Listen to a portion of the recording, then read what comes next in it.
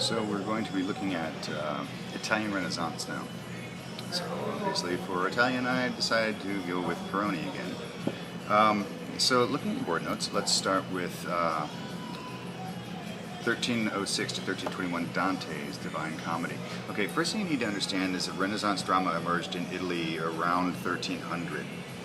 And it was primarily due to the exile of the papacy. There was a great deal of corruption in the papacy, the Catholic Church. And it, as that declined, which had sort of a grip on control on the entire European area as far as control, they ended up having a void in their rulers. They were created by the absence of the Pope now.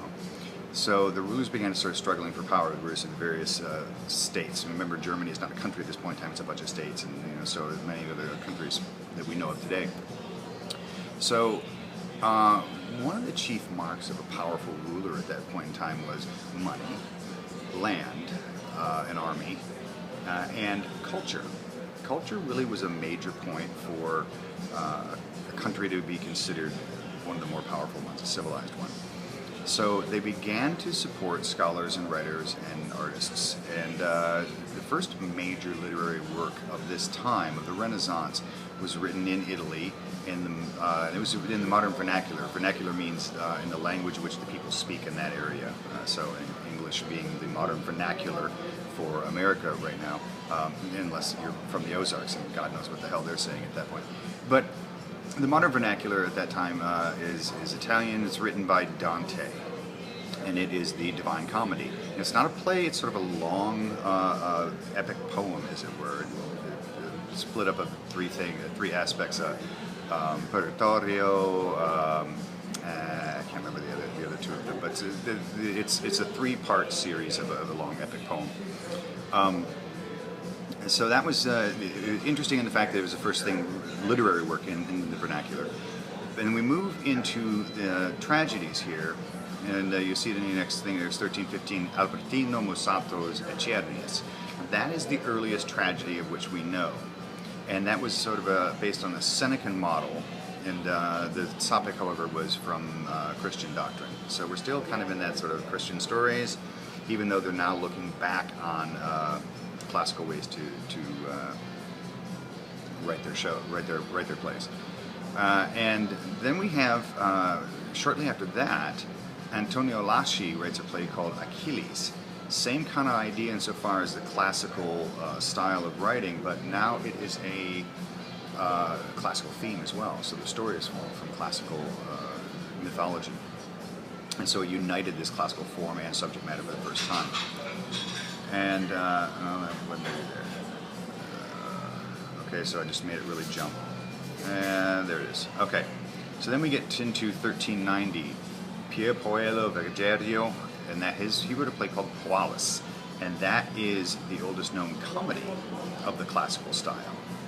And the influences of the writing of this era were the three that you see there as follows. In 1429, 12 of Plautus's lost plays are discovered. So finally they have this sort of a structure for comedy that they can pull from it and start writing their comedies and even their tragedies in the same general vein. And also in 1452, the printing press is developed. Now, the printing press finally gives the capability, instead of monks literally writing things by hand, one copy at a time, very expensive, time-consuming. Now they've got a printing press, and they can actually make mass copies of things. Now, keep in mind that this doesn't mean that they're now available at a bookstore for the public. A, they couldn't read anyway, and B, it's still too expensive. So now you're looking at nobility are capable of obtaining plays and other books due to the printing press being developed in 1452. 1453, we see the fall of Constantinople, which is the capital of the Eastern Roman Empire, if you recall from your Roman notes. Well, who cares? So Constantinople finally fell. What does that matter? Well, why it matters is because just like under the fall of Rome in the medieval era, when Constantinople fell, you had a mass exodus of a whole bunch of artists and writers. Many of them actually brought Greek plays that were considered lost, Greek plays, with them in their exile. So I wouldn't call it exile, I'd call it escape perhaps, right?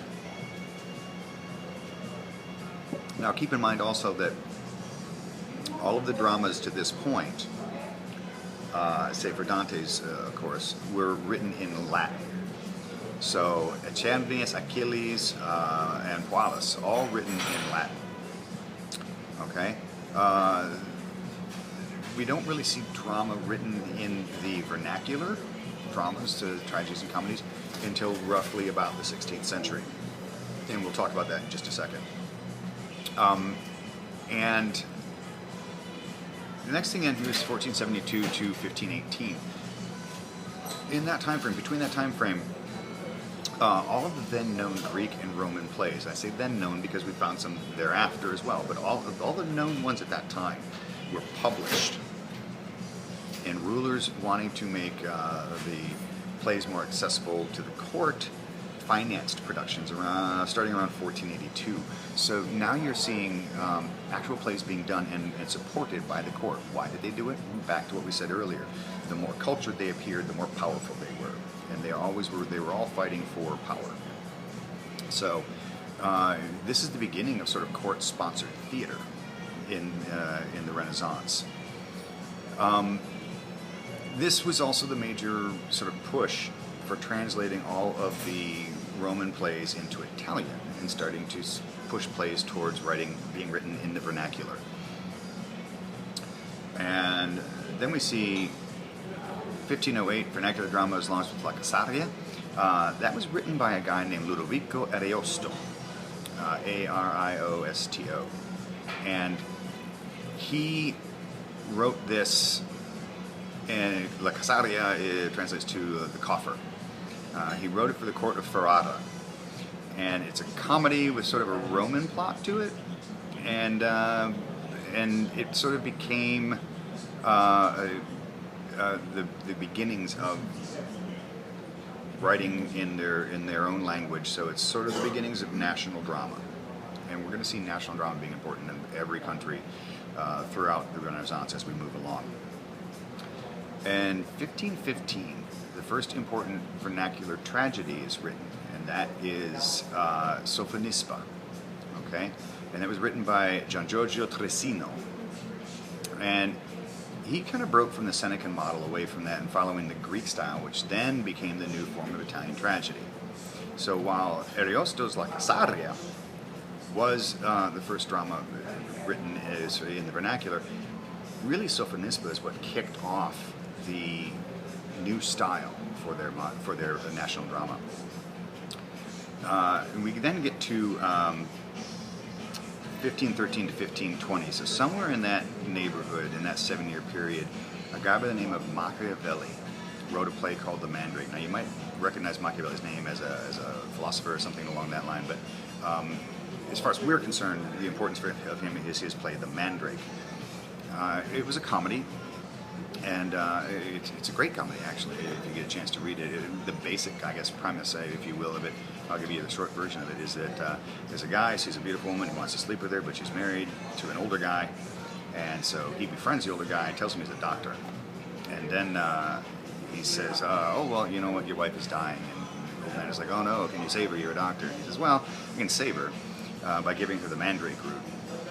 The problem with the mandrake root is that, it'll save her and all, but the next guy that sleeps with her dies. And the husband's like, oh my God, I'm her husband, I'd be the next guy to sleep with her. And he says, you know what, you're my friend, I love you, I'll take the hit for you. So great premise for great comedy, but the interesting thing about this one is that it coupled the sort of Roman form of comedy, but had original subject matter to it. So this became the launch of the sort of the national form of comedy. And that's why The Mandrake is an important play for us.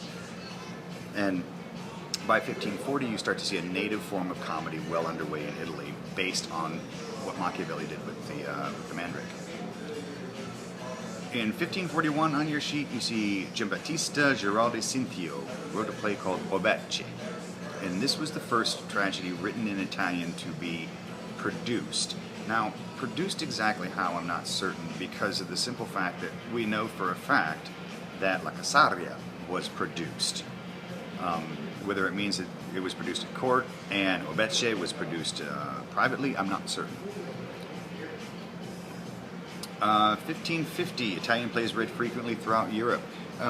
The importance here about this one is that all of a sudden that means that the Italian style of theater is being spread throughout Europe, and you're going to start to see the launch of the Renaissance based on Italian innovations coming out there. And it's not just theater, it's navigation, fencing, all sorts of arts and sciences are now being sent out and launched into the world, or the known world at that time, based on Italian thought and philosophy and styles. So Italy becomes sort of like the kickoff of the Renaissance, and everybody follows suit and follows their basic system or style. But around that time as well, a new type of drama starts popping up in Italy called pastoral dramas. And we think that they were developed sort of by copying the concept of the satyr plays in Greek, if you recall what those were. These plays had this sort of like idyllic setting with shepherds and nymphs and satyrs, and the basic premise of them was that love conquered over all obstacles, which is, and well, it's an idyllic setting, I suppose. It would conquer all obstacles in an idyllic setting. A realistic setting, I think we all know different. Regardless, one of the most important ones of the pastoral dramas is Giambattista Guarnia's The Faithful Shepherd. And these also then spread throughout Europe. 1555, and here you see the Olympic Academy of Vicenza is founded to study Greek drama. Okay, so obviously I skipped. I kind of went out of turn there with pastoral dramas and the Olympic Academy. Sorry about that. But the Olympic Academy of Vicenza is founded to study Greek drama. Basically, it was a group of people that were studying Greek drama and wanting to reproduce it. They will become very important later on. Moving on to neoclassicism, this is the single, well, not the single, but this is one of the most important elements of Italian Renaissance theater, was neoclassicism. It was a style of theater. And the basic premise of neoclassicism is something called verisimilitude, which means the appearance of truth. It followed the unities, Aristotle's unities of time, place, and action. The unity of time means it takes place theoretically in one revolution of the sun. Unity of place is it takes place all in one general location. And the unity of action means there's not a whole bunch of subplots that don't come back to the main plot. So it's one general plot. This is supposedly what makes a good piece of theater. And so they followed that concept. And so the general concept of neoclassicism, verisimilitude, the appearance of truth, and following the unities. The belief is, at this time with neoclassicism, is that theater is designed, its main function is to teach and to please. All right. There are a couple of other forms we're going down here on your list, a couple of other forms of theater in the neoclassical Italy, and one of them is intermezzi. And these were typically coupled with comedies around early in the 14th century. And then they slowly, and they're little skits, literally between acts. They were just little skits between acts. But they slowly evolved into these elaborate things, with tremendously elaborate costumes and lighting and special effects and all sorts of things like that. Such that they became these incredible scenes that actually were taken over by opera, which we'll talk about in a minute, because they were so grand, so grandiose, that they didn't fit in comedies anymore, even in tragedies. They really belonged in opera. We'll talk about that in a second here. These were typically for plays done at court. This wouldn't have been something you would typically see if a play was being done publicly, which wasn't very popular anyway at this particular point in time. You weren't seeing a lot of that. So the intermezzi themselves, the plots of them, the stories of those, typically revolved around important people in court. So if, per se, the king's daughter was getting married, they would put on an intermezzi, they put on a show in court, and they would have an intermezzi between the acts, wherein, let's say, the new prince would be portrayed as Hercules, and the princess would be portrayed as, his wife or something to that effect. But they would connect the people to the court personages. So that was what an intermezzi is. And you'll see intermezzi-like productions in every other country as well. Spain, France, and England. So looking at opera, it begins around the mid-16th century, and a group called the Camerata Fiorentina actually it was gathered together in their unified sort of desire to imitate the Greek infusion of music into their drama. And because we talked about that in Greek theater, that they put music into all of their dramas, and so these people were going, well, I think it's a good idea, let's try to go and do that. And what they ended up with was opera. And that, of course, then got imported into other countries because it was so popular. And that dragged along with it the Italianate scenic practices, because you had to have the grandiose scenery for grandiose opera. And that's how the spread of Italianate scenery happened in Europe. And that's, we'll get into that a little bit more as we talk about Italianate scenery. But that's really how that happened.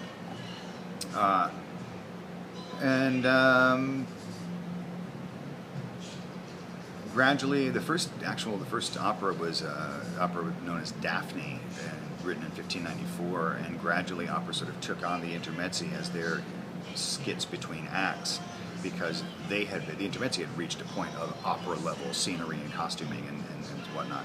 So they ended up using the intermezzi between their acts.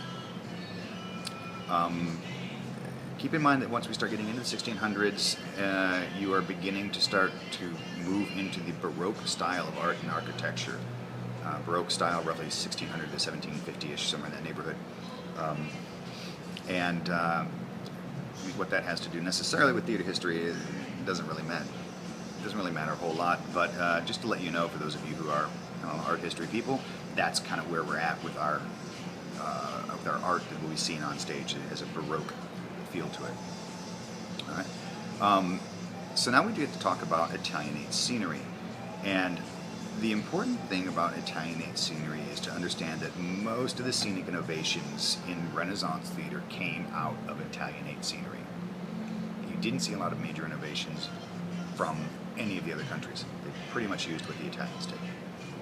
And these major innovations were perspective scenery and the chariot and pole scene-changing system. Looking at perspective, you've got a handful of people who are important in there. One of them is Filippo Brunelleschi. He was the first person to systematize perspective for architecture. Right? It's not for theater, it's for architecture, but it does sort of set the foothold for Italianate scenery, because we have perspective being used in architecture. It can be immediately transferred over. Then you have a guy named Masaccio. And Masaccio is the first person to systematize a system for perspective in painting. Vastly different than dealing with it in architecture. Painting is a whole new concept. This is why you see a major difference between medieval paintings and Renaissance paintings, because this guy figured out how to use perspective in painting. Therefore, scene painting is now going to be capable of utilizing perspective, and that's why he's important.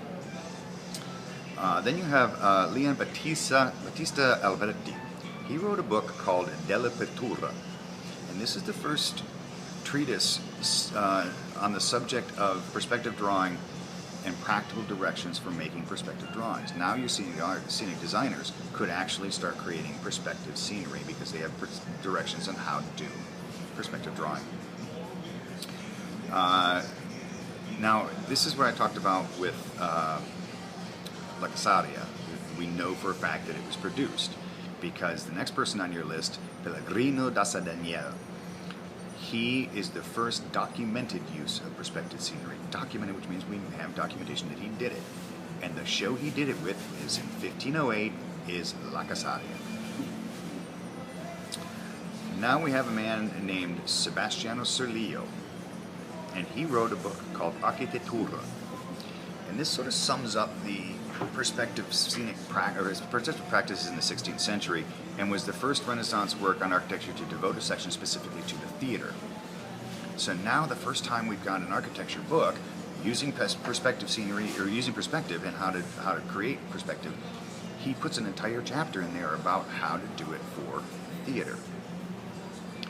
And the interesting thing about that for historians and in this case is he took an entire section out of a Roman architect's book known as De Architectura, and this is a man written by a man named Vitruvius, all right, who actually had drawings of what the comedy and tragedy and satiric scenes were in ancient Rome.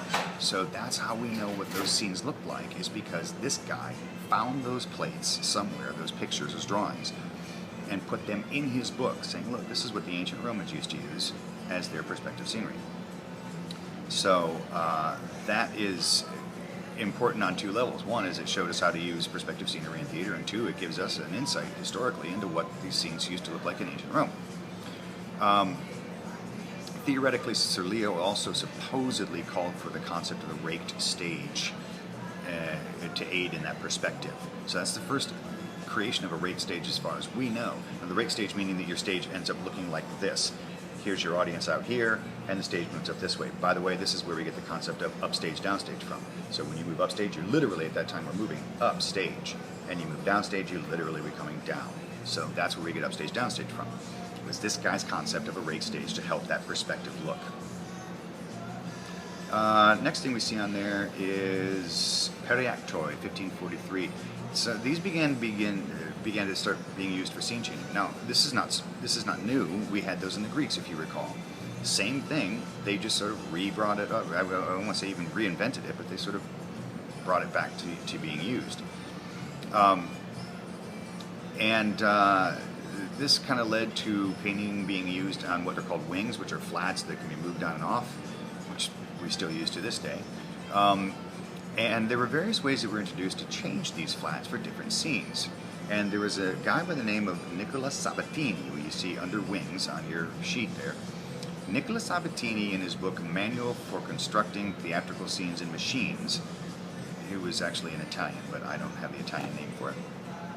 He suggested the wings be moved on in grooves in the floor, or mounted so they could be turned like pages in a book, which is kind of an interesting concept.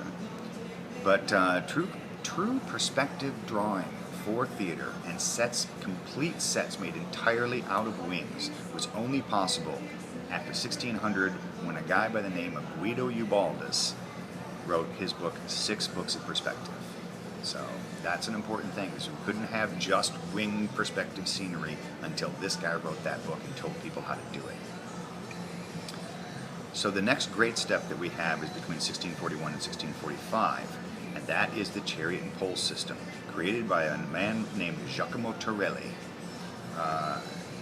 And that is basically what he did, is he took that sort of wing and groove system that Sabatini had created, but he set the flats go all the way down to the floor below the stage and put them on carts, wheeled carts, so that they were all intertwined, and you could maneuver a big wheel effectively, and that would move all the set pieces, because the ropes would pull the carts, and then so above stage you'd see this wall kind of go like this, right? So that he was the first person to develop and perfect the chariot and pole changing system, right? And then we have the late 17th century box setting seems to be developed. A box set is usually 3 walls on stage with maybe a rooftop to it or whatever, but you guys have all seen them before, what we call realist interiors now. There's usually 3 basic walls, a big back wall and 2 sides that are sort of angled to give us that look into a room. That's a box set. That had been developed by the late 17th century in Italy. It just wasn't widely used in general. By the end of the 17th century, you start to see scenic practices being adopted throughout Europe. And we'll continue on in a little bit with architecture.